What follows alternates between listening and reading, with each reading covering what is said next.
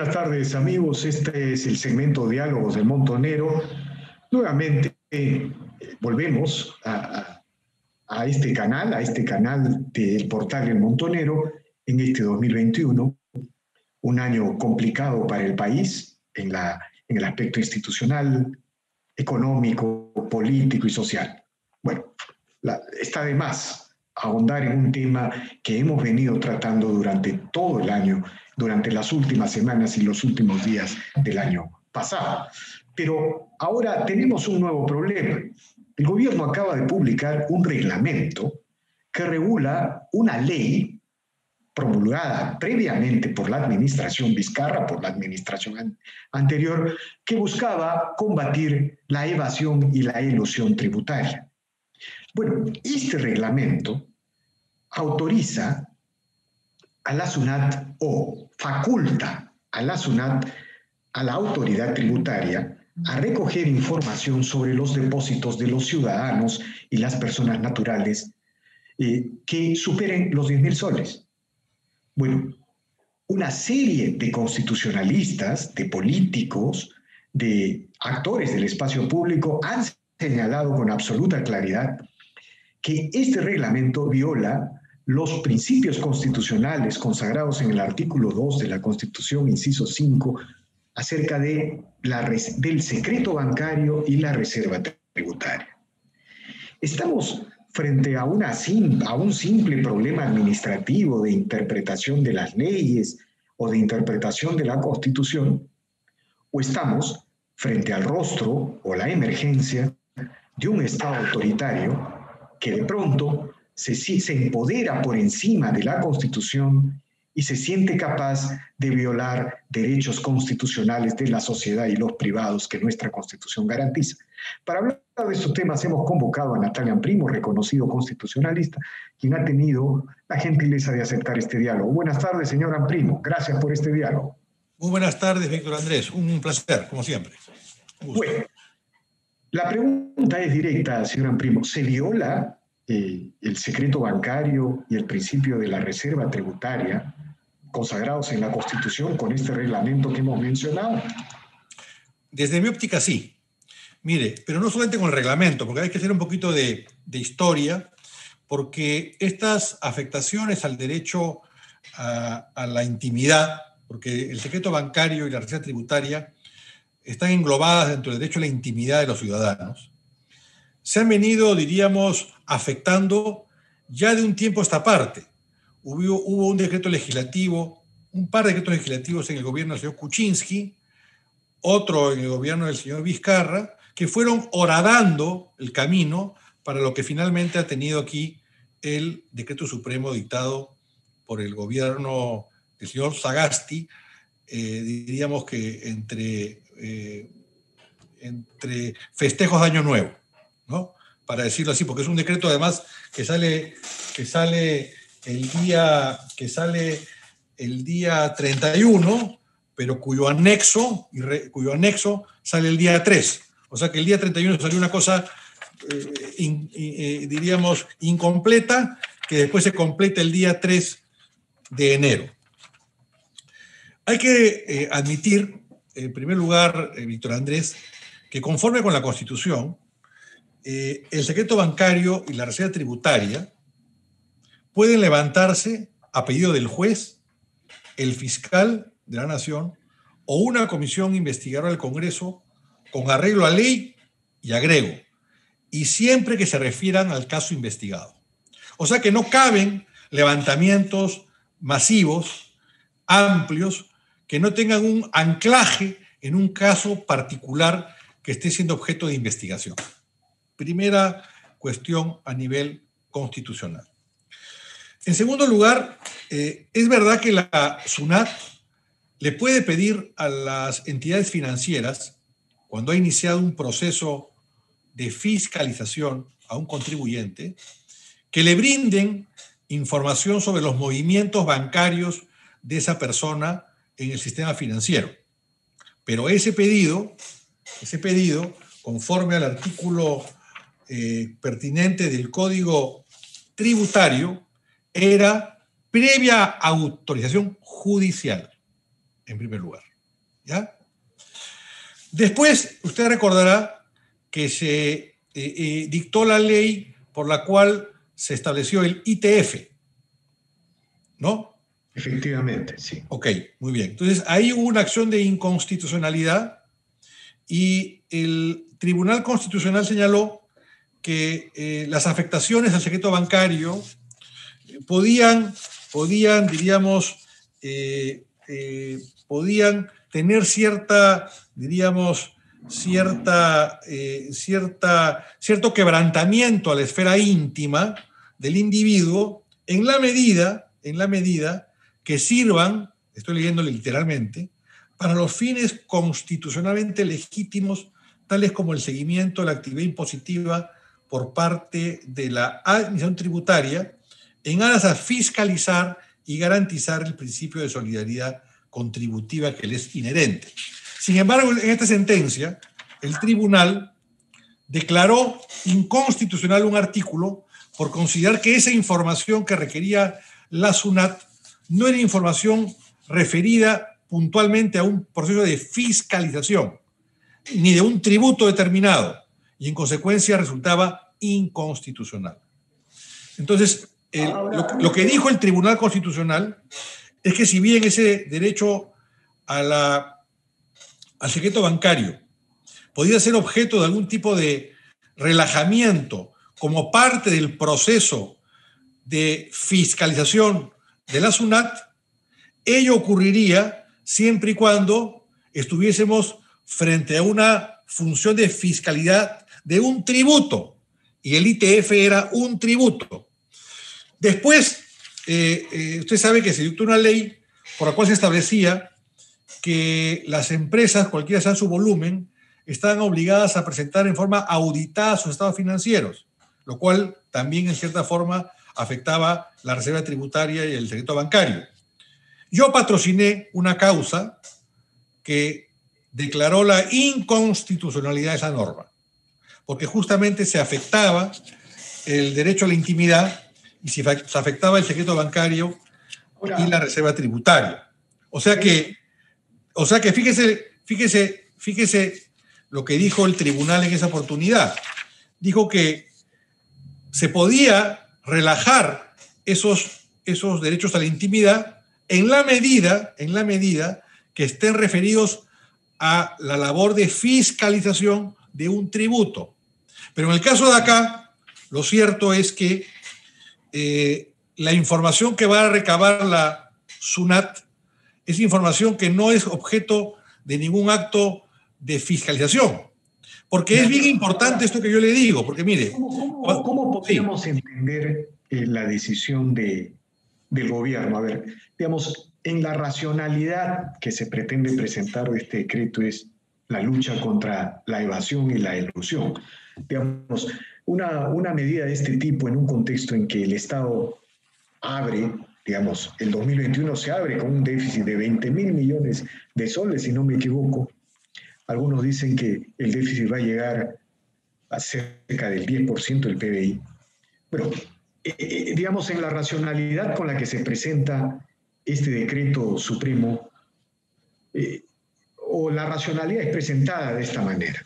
Pero por otro lado, los opositores a este decreto supremo han señalado con absoluta claridad que este es el surgimiento de un Estado autoritario, de un Estado empoderado. Claro, por supuesto. Y la Constitución. Explíquenos estas aproximaciones. Es que fíjese, Víctor Andrés, este proceso de afectación del derecho al secreto bancario y a la intimidad personal se ha ido construyendo en varias etapas. Concluye con este último decreto supremo. Claro, usted menciona un decreto de la... Pero no se olvide usted que, por ejemplo, mire, yo le mencioné que el Código Tributario establece que cuando la SUNAT a usted lo fiscaliza, le puede pedir a un juez que notifique a una entidad financiera para que le levante el secreto bancario. Pero, por ejemplo, el decreto legislativo 1313 de diciembre del año 2016, firmado por el señor Pedro Pablo Kuczynski, modificó el artículo 143 del Código Tributario y estableció que la SUNAT, mediante un escrito, decía la SUNAT podía, para efectos de intercambiar información comprometida por el Perú con la Comisión de la Comunidad Andina o de tratados internacionales, podía, con una simple resolución del superintendente, pedirle a la entidad financiera que le dé toda la información tributaria. Pero señalaba, ¿no? Mencionaba esto que le dio la comunidad internacional. Después, siguiendo con este curso legislativo, se dictó el 16 de septiembre del año 2018, ya en el gobierno del señor Vizcarra, siendo Carlos Oliva ministro de Economía, el decreto legislativo 1434, en la cual estableció que el superintendente de la SUNAT podía, mediante una resolución que él mismo dictaba, pedirle a las entidades del sistema financiero el suministro de información para dar cumplimiento a lo acordado en tratados internacionales o decisiones de la CAN, o sea, la Comunidad Andina, y ahí agregó, o en ejercicio de las funciones de fiscalización de la SUNAT para combatir la evasión y la elusión tributaria. O sea que ya le agregó no solamente el tema que era, diríamos, para un convenio internacional de colaboración, ¿no? Sino le agregó que también era para sus propios fines. ¿Por qué los constitucionalistas sostienen que el secreto bancario y la reserva tributaria son derechos constitucionales inalienables, se suele decir, claro, ¿no? Inalienables, que no pueden ser afectados por el Estado? Y, digamos, en la fundamentación de algunos constitucionalistas, este derecho empieza a parecerse a todos los demás derechos humanos por la esencia, por la intensidad con la que... Es que es una derivación, Víctor Andrés. Explíquenos, por favor. Es una derivación del derecho a la intimidad. Mire, y yo le quiero explicar lo siguiente. Cuando en una fiscalización, la SUNAT le pide información a la entidad financiera para efectos de conocer sus movimientos bancarios, la SUNAT tiene un plazo de 1 año para determinar su deuda tributaria. O sea que es una facultad que se le ha reconocido, pero que está restringida en cuanto a un plazo. O sea, no es eterna. Y eso es para darle seguridad al contribuyente y tranquilidad al contribuyente.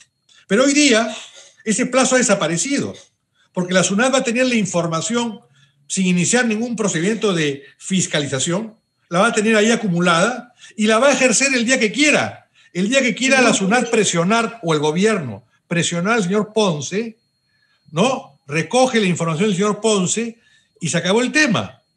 O sea, usted no va a tener ningún tipo de estabilidad ni de tranquilidad, porque nunca va a ser notificado previamente al conocimiento de esta información de que se le ha iniciado un proceso de fiscalización. ¿Me entiende? Es el gran riesgo que hay aquí, que es el abuso por parte de la administración tributaria. O sea, usted comparte este criterio que señala de que aquí está emergiendo el rostro de un Estado autoritario. De alguna manera, duda. Esos estados autoritarios que generalmente han aparecido en América Latina, lo hemos vivido aquí durante los 90 con el llamado RUC sensible, ¿se acuerda usted? Mire, ¿no? Víctor Andrés, el camino al infierno está empedrado de buenas intenciones. Aquí, bajo el argumento de la lucha contra la elusión y la evasión tributaria, en la cual todos podemos estar de acuerdo, simplemente con ese rótulo se hace tabula rasa a principios y derechos constitucionales. Y tenemos que acostumbrarnos que para efectos de luchar contra, diríamos, flagelos o situaciones que todos podemos querer combatir, eso se tiene que hacer dentro de un canal y dentro de un marco constitucional y de respeto a la Constitución. Porque si no, el fin justifica los medios. Y entonces, así de fácil. Todos en el Perú, digamos, estamos absolutamente de acuerdo que tenemos que ampliar la base tributaria, que tenemos que luchar contra la evasión, pero tiene que ser en democracia, con la Constitución. Y, por ejemplo, hay muchas propuestas para formalizar el Perú. Quizá esto tenga mucho que ver con este tipo de aproximaciones autoritarias, se legitimen porque el Perú es un país altamente informal, el 60% de la economía, ahora seguramente más, luego de la pandemia, va a ser informal, ¿no es cierto? Y tenemos un déficit acumulado que puede llegar al 10% del PBI. Y todos estamos por luchar contra la evasión, pero no por luchar por la evasión vamos a terminar destruyendo las bases del Estado republicano. Mire, Víctor Andrés, estas armas que tiene la SUNAT en manos de un gobierno, diríamos, chavista, por ejemplo. Chavista, bueno, pues simplemente es el acabose, ¿no? Ahora, yo me pregunto, ¿por qué no se ha accionado contra estos decretos legislativos que han ido creando el camino? Porque aquí la clase dirigente en el Perú, la verdad, mientras que los gobiernos de turno iban construyendo la horca, han estado pues mirando al techo, aplaudiendo como focas. ¿Y qué le respondería usted a quienes sostienen quien tiene todas sus cuentas en orden, todas sus cosas declaradas, no tiene nada que temer? ¿Qué le respondería a ese razonamiento? Porque han habido también ese tipo de razonamientos. Sí, pero perdóneme, pero el derecho a la intimidad, en primer lugar que en el Perú hay presunción de inocencia, una presunción de culpabilidad. Y en segundo lugar que el derecho a la intimidad no está solamente referido a ese tema, está referido a un tema hasta de seguridad de las personas. O sea que no se refiere a eso, hasta un tema de competencia. Yo diría, ¿y qué me garantiza a mí que la información de la SUNAT no sale a la luz pública y no es traficada a mi competencia empresarial? ¿Qué me garantiza a mí eso?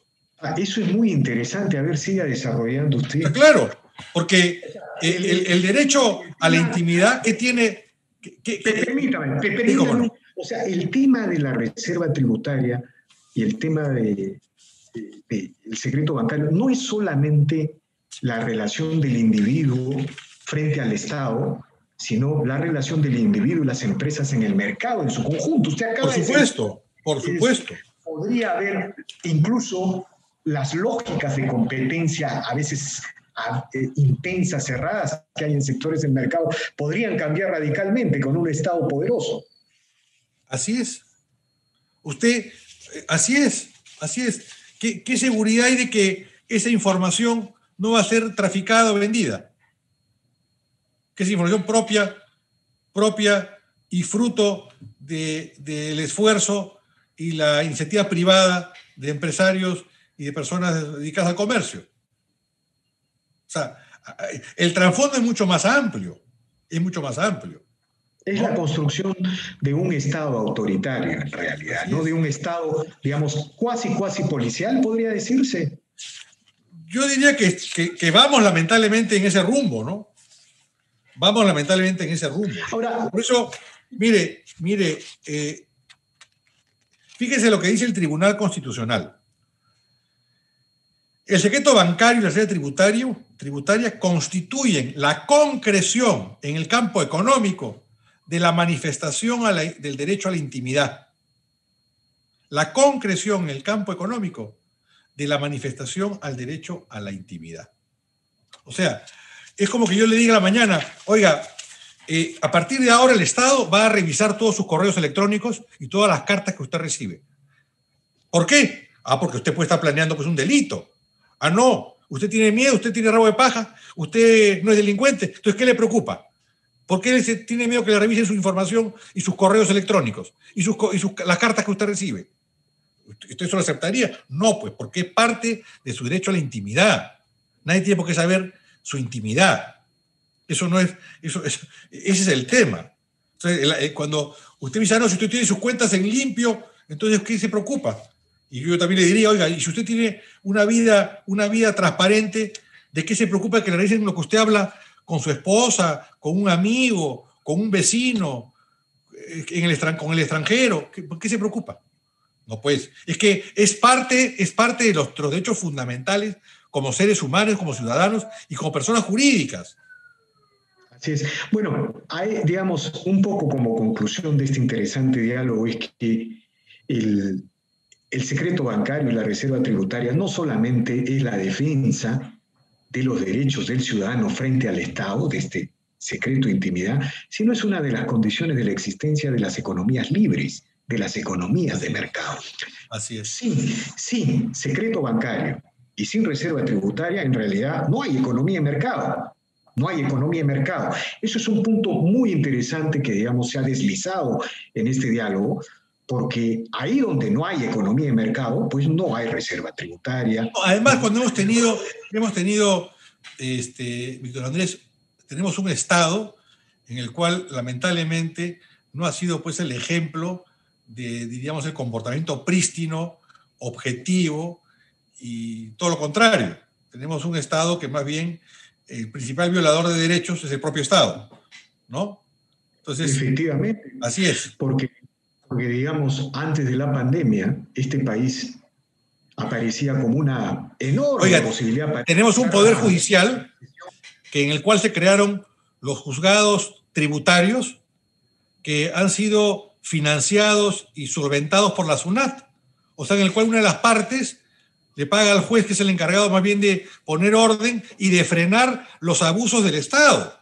Porque el Poder Judicial existe, ¿no es cierto?, para que me defienda a mi ciudadano frente al abuso del Estado. Sin embargo, en el Perú, la existencia de los juzgados tributarios se oficializó por un convenio entre el Poder Judicial y la SUNAT. Y la SUNAT dio los recursos. Eso ha ocurrido en el Perú. O sea, no se entiende que el Poder Judicial es un poder independiente que no puede estar ni directa ni indirectamente influenciado por ninguna de las partes. Pero acá, sin embargo, se promovió eso con aplauso de muchos, porque fuimos muy pocos los que criticamos esa medida, ¿no? Y simplemente se creó, pues, y ahí quedó. Y no pasa nada. Interesante debate, señor Natalia Primo. Muy agradecido por esta reveladora conversación. Bueno, estamos ante un debate crucial. Yo recuerdo este libro, Desobediencia Civil, un famoso libro, en la que precisamente se trata el derecho y la defensa del ciudadano, ¿no? Del ciudadano a no pagar un impuesto que considere expropiatorio, ¿no es cierto? Eso es parte de la historia republicana, de la historia de las repúblicas. Y bueno, el secreto bancario, la reserva tributaria, son parte de ese proceso y de esa entidad. Bueno, esperamos que este diálogo haya servido para aclarar, poner la importancia, focalizar el tema en estos aspectos. Muchas gracias, señor Amprimo. Usted, un gusto, un placer. Hasta luego. Bien, amigos, este ha sido una nueva edición de Diálogos del Montonero. Regresamos en la siguiente edición.